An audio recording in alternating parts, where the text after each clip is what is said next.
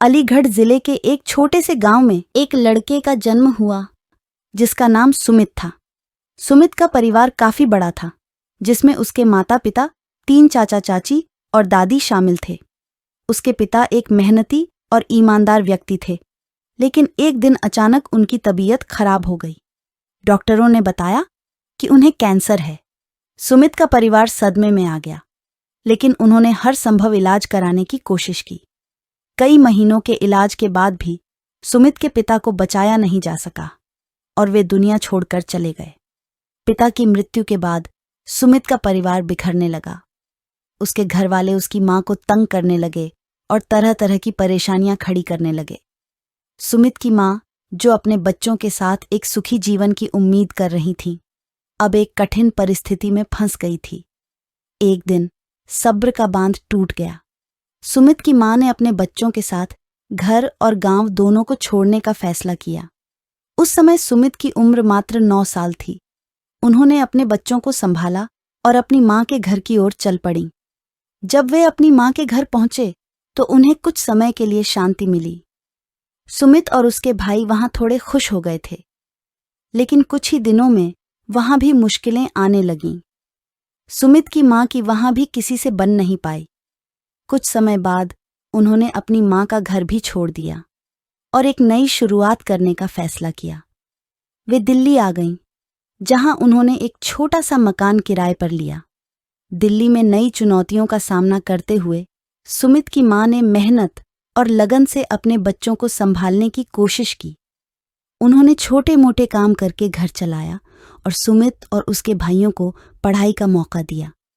सुमित ने भी मेहनत करना शुरू किया और उसने समझ लिया था कि उसे अपनी मां और परिवार की मदद करनी है। धीरे धीरे समय के साथ सुमित और उसके परिवार ने दिल्ली में एक नई जिंदगी शुरू की और अपने पुराने दर्द को पीछे छोड़ दिया। Welcome to my channel Max Entertainment. यहाँ पर आपको मिलेगी एक से बढ़कर एक खूबसूरत और मजेदार कहानियां, और तो और कुछ सच्ची कहानियां भी। तो सुनने के लिए वीडियो को लाइक करें और चैनल को करें सब्सक्राइब, और वीडियो को देखना तो बिल्कुल भी न भूलें। अलीगढ़ से दिल्ली आने के बाद सुमित ने पढ़ाई में मन लगाने की कोशिश की, लेकिन अपनी मां को दिन रात काम करते देखकर उसका मन कभी भी पढ़ाई में नहीं लगा। स्कूल जाने के बहाने वह अक्सर अपने किसी दोस्त के साथ पास की फैक्ट्री में काम करने चला जाता था। कुछ दिनों बाद जब उसकी मां को इस बारे में पता चला तो उन्होंने सुमित को खूब डांटा। यह सिलसिला 2-3 बार चला और अंत में उसकी मां ने उसका नाम स्कूल से कटवा दिया। अब सुमित की उम्र 15 साल हो चुकी थी। वह अपने दोस्त के जानकार की फैक्ट्री में काम करने लगा। कुछ समय बाद उसी फैक्ट्री में एक लड़की काम करने के लिए आई।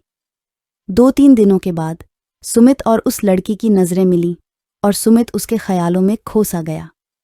सुमित को वह लड़की बहुत पसंद आई। सुमित के पास कोई फ़ोन नहीं था, इसलिए उसने एक सेकंड हैंड फ़ोन खरीदा और अपने पास रख लिया। एक दिन सुमित का फ़ोन पास में रखा हुआ था और वह उसमें गाने सुन रहा था। तभी उस लड़की ने सुमित का फ़ोन उठा लिया और एक नंबर डायल किया। फ़ोन रखकर वह चली गई। सुमित हैरानी से देखता रह गया कि यह क्या था। रात को सुमित के फ़ोन पर कॉल आई।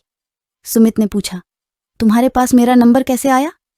तो लड़की ने याद दिलाया कि आज फैक्ट्री में जब सुमित के फ़ोन पर गाने चल रहे थे तब उसने मिस कॉल लगाई थी। फिर कुछ देर तक उनकी आपस में बात चलती रही और फिर दोनों सो गए। अगले दिन सुमित ने उस लड़की से बात की और उसे झिझक नहीं लगी। पहले जब भी वह बात करने की कोशिश करता था तो झिझकता था। अब वे दोनों बहुत अच्छे दोस्त बन गए थे। ऐसे ही कुछ महीने बीत गए। फिर एक दिन सुमित ने अपने कुछ दोस्तों से उस लड़की को मिलवाया। उन दोस्तों में सुमित का एक दोस्त था जिसका नाम संदीप था, जिसे सब कालियां कहते थे। जब से कालिया ने उस लड़की को देखा और बात की, तब से वह लड़की सुमित से ठीक से बात नहीं करने लगी।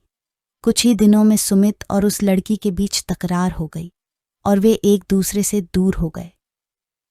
सुमित का दिल टूट गया था, लेकिन उसने खुद को संभाला और अपनी जिम्मेदारियों पर ध्यान देने की कोशिश की।